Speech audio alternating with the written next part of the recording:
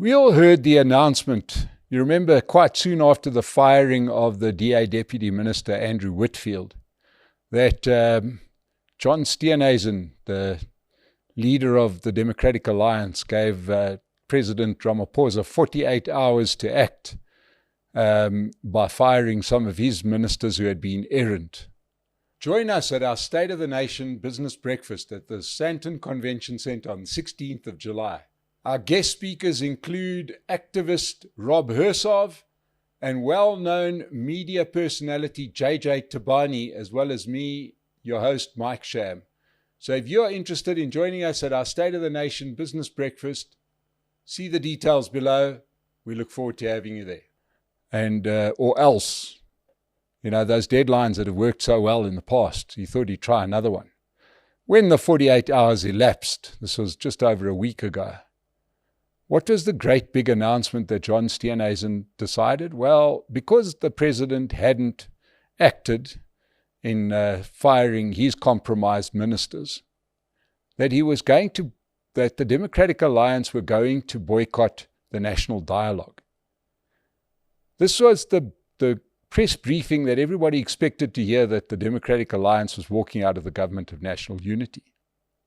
So it was quite the opposite to what people were expecting, and everybody immediately thought, well, we were expecting this great big announcement of an exit from the government of national unity. Instead, you've announced that you're pulling out of the national dialogue.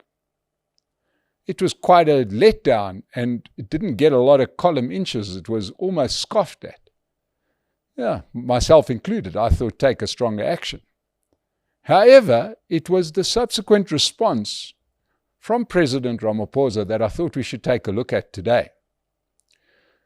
President Ramaphosa was entertaining the president of Austria, and he was asked the question about the DA deciding to boycott the national dialogue. And for President Ramaphosa, who we know usually takes months and weeks before he says anything, was very animated and very decisive in his comments, and quite strident.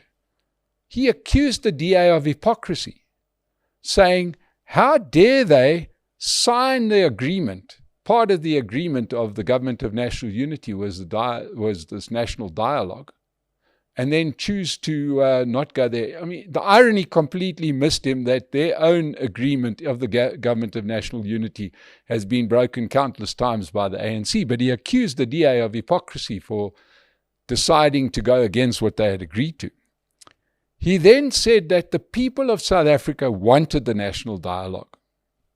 Now, I don't know about you. I'm not sure when I've been asked whether I want the national dialogue. And as you know, I don't think many South Africans feel there's a need for a national dialogue, especially with its fancy price tag, because we know what the issues are. I think that the South African people voted for somebody who could do their job, not for another national dialogue. Anyway, he accused the Democratic Alliance of walking away from the people of South Africa and not having their interests at heart. This is the same president that has got compromised ministers, whose party almost failed to get hardly any approved audits from the Auditor General, where we see cities imploding. So, but he accused the DA of walking away from the people of South Africa. He referred to the dialogue that took place in the drafting of the Constitution, and he said he was shocked that the DA would walk away from this process. He then tried to link the Democratic Alliance's walking away from the national dialogue to the National Party not participating in the discussion that led to the Freedom Charter in 1955. Saying, trying to have this equivalent, that the DA walking away from this is the same as the National Party in the middle of apartheid, not going down to Kliptown saying we want to be part of the Freedom Charter. Then he said that he was appalled by the Democratic Alliance walking away from the national dialogue and boycotting the people of South Africa. I don't know if you feel boycotted by the DA not participating in the national dialogue. No, I'm not going to vote for that. And he closed off by saying that he expected to hear the DA announcing that they're walking out of the GNU, but was shocked that they decided instead to boycott the national dialogue. This followed a 10-page letter by former President Thabo Mbeki, where he accused the DA of everything that you could possibly imagine, said they shouldn't be in the GNU. And I'm sure if you hadn't have fallen asleep by page 8, I'm sure he accused them of starting the war in Ukraine and the Middle East. But he really did go crazy. So when you think about it, you've got to start saying to yourself, what is at play here? Why are these presidents so angry with the DA? Well, I got a feeling that this one, I've got to say, I've got to hand it to the DA. The soft point for the ANC is that they don't want them in the GNU. They don't want the Democratic Alliance in the GNU. Why? Because the Democratic Alliance is making life too awkward. Much like the Deputy Minister of Trade and Industry, Andrew Whitfield, was making the Minister of Trade and Industry, with his compromised lotto appointments, with his compromised IDC board appointments, look really bad. The Transformation Fund, the 100 billion rand slush fund that that minister's busy doing. I think that the Deputy Minister was asking too many questions. And I think just in general, the Democratic Alliance asks too many questions of the ANC that they would prefer that they didn't ask. And that they would just prefer if they just left. And just the ANC could go back to their normal ways without being questioned. I think they've understood they could cobble together a tiny majority, bring the EFF in, key parties who are very comfortable with graft, parties like Good, parties like Patriotic Alliance, etc. And these are the parties that they form coalitions with in places like Johannesburg, and they're quite happy to look the other way when contracts are going, or when streets are blowing up, or when lights don't work. So I think that the ANC really wants the DA to leave, but they don't want to fire them because it'll make them look bad. Now, it would have been nice if these presidents had have been this angry about state capture or the lack of service delivery. But neither of them raised a voice about state capture. Neither of them says anything about the failure of local government level. They don't say a word about corruption or crime. They go to the White House to say, we don't just murder white farmers, we murder everybody, as if that's a good line. But this really got them going, both presidents. Obviously, Thabo Mbeki's Thabo Mbeki. He's a remnant of the past. I don't think we need to listen to him too much. But President Ramaphosa is the guy who's still in the seat. Why is he so angry that the Democratic Alliance isn't going to be at the National Dialogue? Surely he should be delighted. Yes, a party that he doesn't like hearing from. It's not going to take part in his talk fest, but why is he so angry? I think that Cyril Ramaphosa sees the National Dialogue as a bit of a Hail Mary. That famous expression, American football, when you're deep in trouble, you throw the ball as far as you can in the hope that somebody will catch it. And the Hail Mary is for President Cyril Ramaphosa to some way try to resurrect his own legacy. I think he understands that he's going to be known as the president who is possibly the least successful president we've ever had in South Africa. On his own personal note, he said he'd rather be known as a bad president than as the guy who broke up the ANC. Well, he's achieved both. He got the ANC to lose its absolute majority, to go down from 57% of the national vote to 40% of the national vote. He got the ANC to split some more. Right? The first split happened under Jacob Zuma when the EFF led, and now Mkhonto Wesizwe left.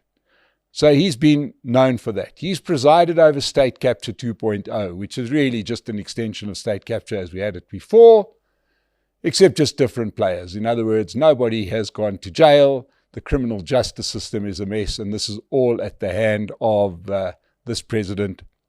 He also knows that under his bad stewardship, the South African economy has been decimated, and unemployment is close to 50%. This is President Cyril Ramaphosa's legacy, and of course, he's going to be known as the guy who had dollars stuffed into his couch and then claimed that that wasn't corruption.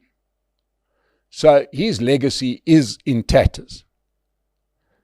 History is going to judge him very, very harshly. Which brings us back to the DA's action of walking away from the national dialogue. Well, the real concern is that there's possibly a good chance that Mkhonto Wesizwe doesn't participate in the national dialogue. Why? Because this is clearly now Cyril Ramaphosa's baby. They don't want to make him look good. They don't want to make him look legitimate. They will possibly boycott the national dialogue. That brings it up to 37% of Parliament not going to the national dialogue. If parties like the Freedom Front decide to not go, that's up to 40%. What happens if the EFF decide not to participate in the national dialogue? You're getting close to 50%. You can hardly then call it a national dialogue if half of your ministers in Parliament are not, or half of the parties that are represented in Parliament choose not to participate in the national dialogue. It's hardly a national dialogue. I think Helen Zille might have really touched a very, very sore point when she said that this national dialogue is looking like it's the start of the ANC's 2026 local government election campaign. I think they want to use it as such. They got a nice fat budget. We know they said this thing is going to cost 700 million rand. They're going to get in there to look like the party that brings everybody together. And, you know, we are like the great father figure to the nation. You know, we're the guys that brought everybody around the table, and we're going to sit there, stroke our chin, discuss these weighty issues with ex-Miss South Africa, with a Banyana coach, with a few singers and a few old cadres that were deployed, a few academics, as well as these politicians. And everybody's going to defer to the president, and he's going to look almighty. Therefore, you should vote for them. But as the clock ticks down to this election, the ANC knows what it needs to do if it wants to recapture votes. Tackle crime, tackle corruption, tackle the economy. These are self-evident, right? The bloated public service, this terrible cabinet with deputy ministers, the lack of service delivery. Just ride down the streets, open your eyes. If they really wanted to win the local government election or do better, it's very easy, but they're incapable of doing it. So what do they want to do? They want to have this whole big talk shop to say, you see, we're trying to do something. South Africans aren't that gullible. We know that this does nothing. This national dialogue is not going to tell us anything we don't know already, right? Cyril hopes that it'll make him look like the guy, the great negotiator. And he could also do what he did with the state capture report. You have a whole state capture commission, then a whole report gets prepared, then you spend a year considering the thing, and you stretch it out over a period of many years. You do nothing about it, but everybody says, oh, well, at least you had the commission. That's what he's hoping for. I think President Ramaphosa wants us to think of him as the Yoda of South Africa. You know, this all-wise being, this guy who sits in the middle, giving you pearls of wisdom. But Yoda, he's not. Because at the end of the day, all the wisdom in the world doesn't help if you don't take action on the decisions that come out of the national dialogue. And this ain't going to happen. And this is a very sore point for this president. And I think that it might prove to be a very, very wise decision from the DA to hold this one. This is really going to sting for President Cyril Ramaphosa and the ANC. That's been my opinion. Let me know your opinion in the comments below. Support Pace Car Rental. Go and get a discount when you rent a car from them. Like and subscribe. The State of the Nation. We'll see you again soon. Thank you. When it comes to getting around South Africa, Pace Car Rental makes it easy. Whether it's a quick run to the airport a month-long rental for business, or a vehicle to help grow your hustle, Pace has the right wheels right when you need them. With a wide range of reliable cars, vans and bakkies, flexible rental terms, and friendly service you can count on, South Africans trust Pace to keep them moving. Plus, use promo code SONA and get a special discount on your next rental, because every journey deserves a head start. Reliable, affordable, proudly local. Pace Car Rent.